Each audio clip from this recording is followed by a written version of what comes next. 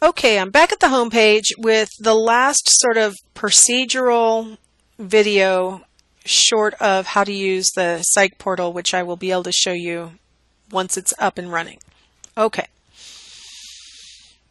Okay, so what I wanted to do is show you basically, let's go to the modules and let's review what learning materials you have each week.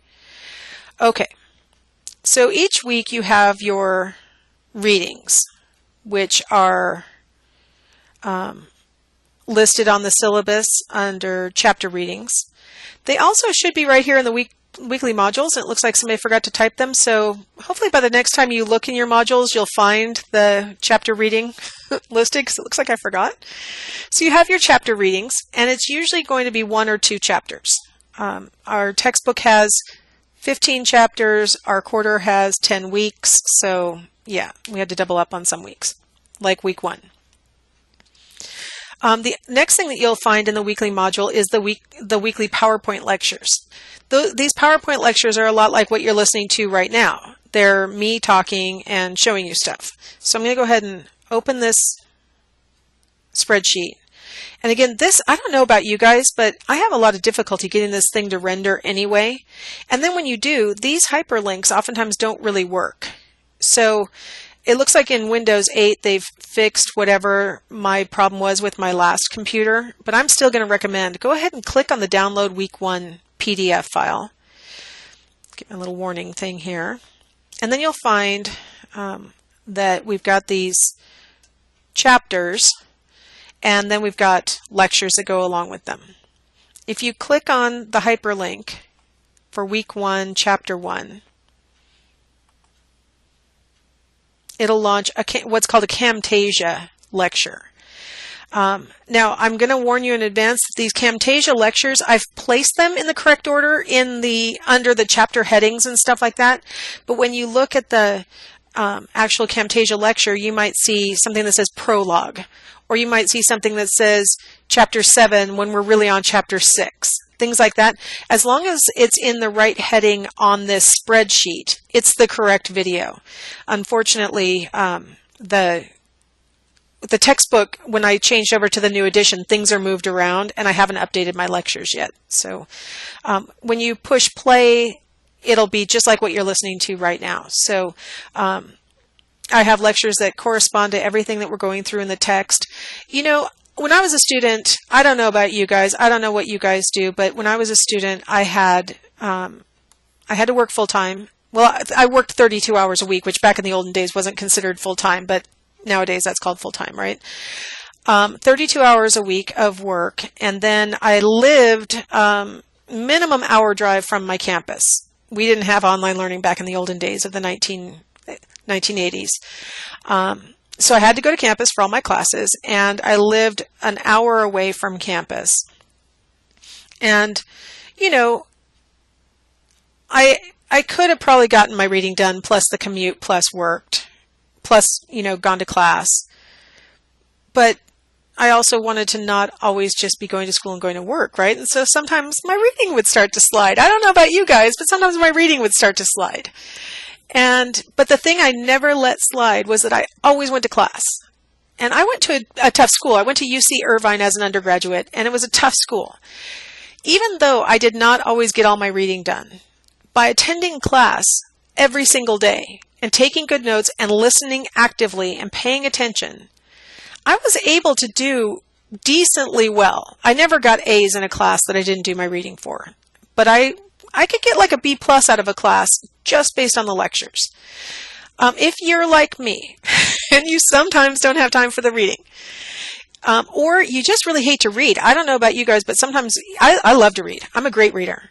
But when I'm reading a textbook, there are times when I find that my eyes have been moving back and forth across the page and nothing has been entering my brain. I've been thinking other thoughts the whole time. I'm turning the page, I'm doing stuff, but I'm not really paying attention to what I'm reading. And then you get to the bottom of, get to the end of the section and you're thinking, what are we even talking about? Or they'll refer back to something they mentioned earlier and you're like, I don't remember that at all. So for me, the lectures were much more informative because I kind of learned better auditorily. If you're like me and you learn better auditorily, or you're looking for maybe a more truncated way to get the information, you're going to find that the PowerPoint lectures are really helpful. I've outlined the PowerPoints. I'm going to actually launch a different one. I've outlined the PowerPoints so that they correspond pretty decently well, even though it's a change of textbooks. The headers still mostly match what's he lifted whole sections and moved them to other sections of the text. So mostly my stuff really corresponds well still. And so, seriously, if you are strapped for time, you may find that the PowerPoints are a good way to go. Oh, of course, I picked one that's the start of the chapter. Perfect. Let's go to the next one, because you'll see that I've got a title, and then I have bullet points that will appear that that correspond to the headers and things that are in your textbook, so that it's a good substitute. Like I said, probably not going to get an A in the class, and I can't find one that shows bullet points to save my life, can I? You won't get an A using just the PowerPoints. There will be items on the midterm that you're going to be unable to answer if you use just the PowerPoints. But it's a good truncated way of not having to read the entire textbook. The other thing that's a good truncated way of not having to read the entire textbook that's kind of short and to the point is the Discovering Psychology videos. Each week I've provided at least one, sometimes more, like in this case there's 3, that pertain to what we're studying. So Understanding Research pertains to Chapter 1. The Behaving Brain and Cognitive Neuroscience pertain to Chapter 2. Each of these videos is 23 minutes long. They're hosted by Phil Zimbardo, who is like the greatest teacher of psychology ever. And it was a telecourse back in like the early 1990s that, like I said in an earlier presentation, back in the old days, if you took a telecourse, you watched the segments on like your local PBS channel, or you rented VHS tapes that would show up. You get like 30 VHS tapes delivered to your house, and you'd watch the segments and read your textbook and take your tests based on that. So this series of videos was intended to be a telecourse, and it's such a smoothly done telecourse.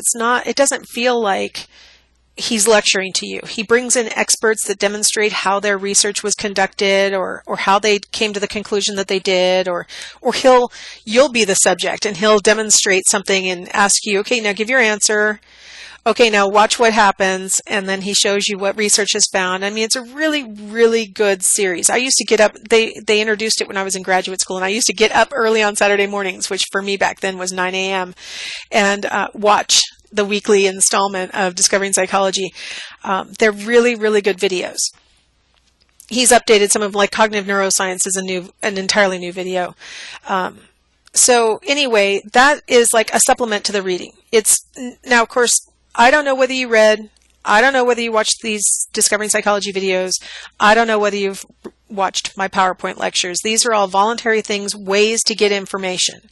I've had feedback from students who have said, you expect me to read the book, listen to your PowerPoint lectures, and watch, an hour and a half worth of Discovering Psychology videos every week, plus do all these activities that you've assigned. What are you, crazy? Have you lost your mind, woman? I have not lost my mind. I'm giving you a bunch of things that, this is a theme in all of my lectures, right? I like to give you guys choices. And so you have all the tools you could possibly need to be able to get this information into your head so that you can produce it on the midterms and do well on the learning curve games and so on. So that's the purpose of the assignment. You do with it as you wish, and use it as it works for you. And I'm trying to see what happens if you launch that. I just discovered this new tool in Canvas that is a redirect tool that I think I'm going to fix this with, so that it'll actually just take you directly to the learning place without launching it in this frame, because this frame kind of sucks. Okay, so that's what the assignments are. I've got reading assignments, I've got the PowerPoint lectures, and I've got the Discovering Psychology videos, all of which should be conveying the information to you each week. And you use the textbook is the most comprehensive, for sure, related to the midterms and so on. But if you don't have time to read it all, you've got these backup plans or these additional things that you can use to understand the material even better. If you're the kind of student who in person reads your text and goes to class, then you probably will be the kind of person who wants to read your text and listen to the lectures and watch the Discovering Psychology videos.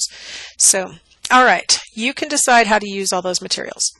Okay, well, I think, seriously, I've covered everything in this classroom. So this will be my last orientation video. If you have any questions or concerns, either post your question in the Ask Dr. Jill discussion forum, which is found in the Start Here module, or send me a message in the inbox, which is normally up here in the right-hand corner. Okay.